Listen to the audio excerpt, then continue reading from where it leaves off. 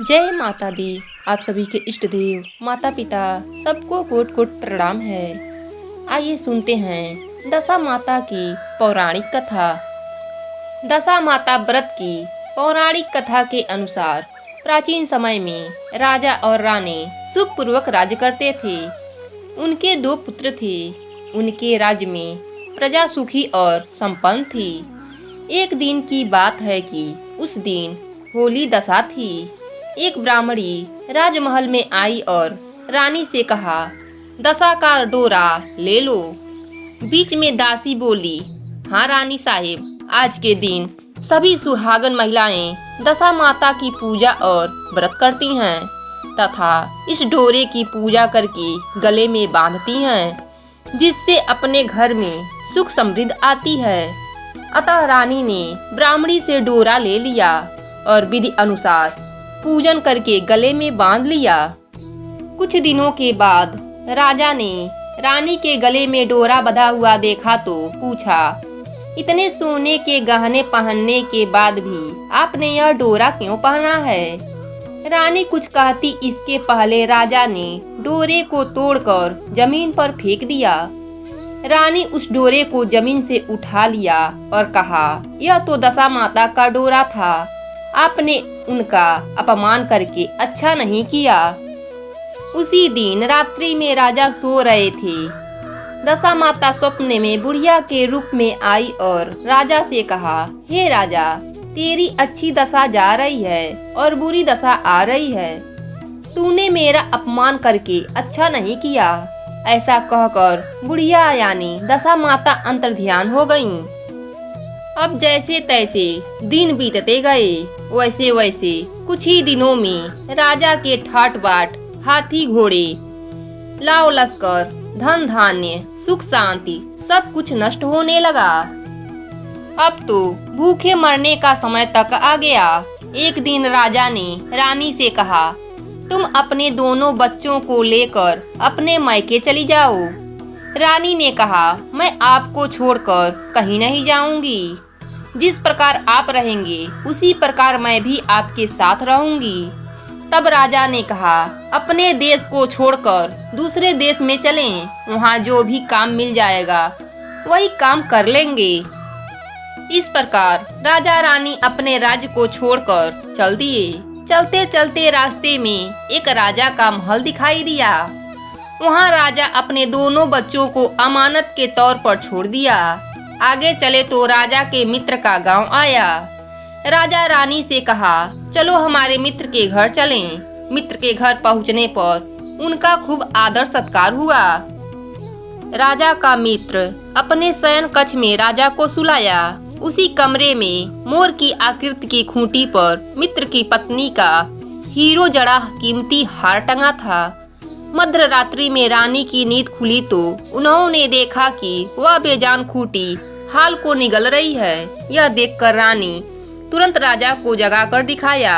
दोनों ने विचार किया कि सुबह होने पर मित्र के पूछने पर क्या जवाब देंगे, अतः यहाँ से इसी समय चले जाना चाहिए। राजा रानी दोनों रात्रि को ही वहाँ से चल दिए। सुबह होने पर मित्र की पत्नी ने खूंटी पर अपना हार देखा। हार वहाँ नहीं था। तब उसने अपने पति से कहा, तुम्हारे मित्र कैसे हैं जो मेरा हार चुराकर रात्रि में ही भाग गए हैं? मित्र ने अपनी पत्नी को समझाया कि मेरा मित्र कदापि ऐसा नहीं कर सकता। धीरज रखो, कृपया उसे चोर मत बनाओ। कुछ दूर चलने के बाद राजा के बहन का गांव आया। राजा ने बहन के घर खबर पहुंचाई कि तुम्हारे भाई भौजाई आए हैं। खबर देने वाले से बहन ने पूछा, उनके हाल चाल कैसे हैं? वह बोला, दोनों अकेले हैं, पैदल ही आए हैं, वे दुखी हाल में हैं। इतना सुनकर बहन थाली में कांदा रोटी रखकर भैया भाभी से मिलने आई। राजा ने तो अपने हिस्से का खा लिया, परंतु रानी ने जमीन में गाड़ दिया। चलते चलते एक नदी मिली। राजा ने नदी में से मछलियां निकालकर रानी से कहा, तुम इन मछलियों को भूजो, मैं गांव में से परोसा लेकर आता हूँ। गांव के सेठ सभी लोगों को भोजन करा रहा था।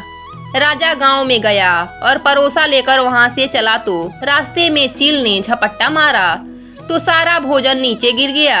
राजा ने सोचा कि रानी विचार करेंगी कि राजा तो भोजन करके आ गया और मेरे लिए कुछ नहीं लाया। उधर रानी मछलियां भूलने लगी तो दुर्भाग्य से सभी मछलियां जीवित होकर नदी में चली गईं। रानी उदास होकर सोचने लगी कि राजा पूछेंगे और सोचेंगे कि सारी मछलियां खुद खा गई। तब राजा आए तो मन ही मन समझ गए और वहां से चले गए। चलते चलते रानी का मायका आया। राजा ने कहा, तुम अपने मायके चली जाओ, वहाँ दासी का कोई भी काम कर लेना, मैं इसी गांव में नौकर बन जाऊंगा। इस प्रकार रानी महल में दासी का काम करने लगी और राजा तेली के घर काम करने लगा। दोनों को काम करते हुए बहुत दिन हो गए। जब होली दशा का दिन आया तब सभी रानियों ने सिर धोकर स्नान किया। दासी ने भी स्नान किया। दासी ने रानियों का सिर गूथा। राजमाता ने कहा, मैं भी तेरा सिर गूथ दूं। ऐसा कहकर राजमाता जब दासी का सिर गूथ रही थी तब उन्होंने दासी के सिर में पद देखा। यह देखकर राजमाता की आंखें भर आई और उनकी आंखों में से आंसू की बूंदें गिरने लगी। आंसू जब दासी के पीठ पर गिरे तो दासी ने पूछा, आप क्यों रो रही हैं?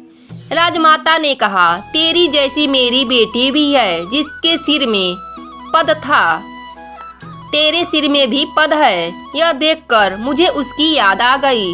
तब दासी ने कहा, मैं ही आपकी बेटी हूँ। दशा माता के कोप से मेरे बुरे दिन चल रहे हैं, इसलिए यहाँ चली आई। माता ने कहा, बेटी तुमने यह बात मुझसे क्यों छिपाई? दासी ने कहा, माँ मैं सब कुछ बता देती तो मेरे बुरे दिन नहीं कटते। आज मैं दशा माता का व्रत करूंगी, उनके गलती की क्षमा याचना करूंगी। राजमाता ने बेटी से पूछा, हमारे जमाई राजा कहाँ हैं? बेटी बोली, वे इसी गांव में किसी तेली के घर काम कर रहे हैं। अब गांव में उनकी खोज कराई गई, उन्हें महल में लेकर आया गया। जमाई राजा को स्नान कराया गया, नए वस्त्र पहनाए गए, पकवान बनाकर भोजन कराया गया। माता के आशीर्वाद से राजा के अच्छे दिन लौट आए। कुछ दिन बीतने के बाद राजा अपने राज्य को जाने लगे। रानी के पिता ने खूब सारा धन देकर उनको विदा किया। रास्ते में वही जगह आया जहां रानी ने मछलियों को भूजा था। राजा के हाथ में चील के झपट्टा मारने से भोजन जमीन पर आ गिरा था। तब राजा ने कहा, तुमने सोचा होगा कि मैं अकेला ही भोजन कर लिया, परंतु चील ने झपट्टा मारकर मेरा भोजन नीचे गिरा दिया था। तब रानी ने कहा, आपने सोचा होगा कि मैं मछलियों को भूजकर अकेले ही खा गई, परंतु वे जीवित होकर नदी में चली गई थीं। चलते चलते राजा के बहन का गांव आया। राजा ने बहन के यहाँ खबर भेजी। खबर देने वाले से पूछा कि उनके हाल चाल कैसे हैं। उसने बताया कि वे बहुत ही अच्छे दशे में हैं, उनके साथ हाथी घोड़े हैं। यह सुनकर राजा की बहन मोतियों की थाल सजा कर लाई।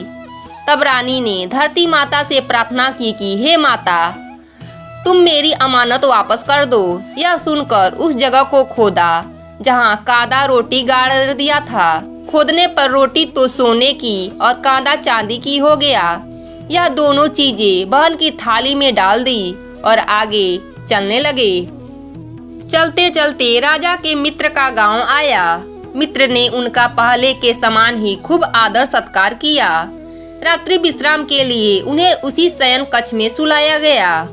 मोरनी वाली खूंटी के हार निकल जाने वाली बात से नींद नहीं आई। आधी रात के बाद वही मोरनी वाली खूंटी हार उगलने लगी तो राजा ने अपने मित्र को जगाया तथा रानी ने मित्र की पत्नी को जगाया और दिखाया, आपका हार तो इसने निगला था। आपने सोचा होगा कि हार हमने चुराया है। चलते चलते उसी राज्य में पहुँचे जहाँ वह अपने दोनों बच्चों को दिए थे। वह बच्चों को देने से मना कर दिया। तब उस राज्य के सभी नागरिक ने बच्चों को देने को कहा। तब राजा ने उन बच्चों को राजा को सौंप दिया। राजा अपने बच्चों को लेकर अपने राज्य के तरफ चल दिए।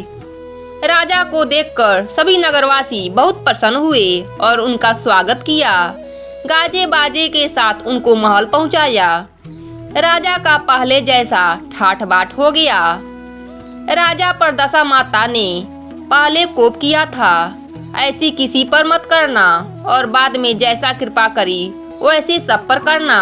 बोलिए दशा माता की जय।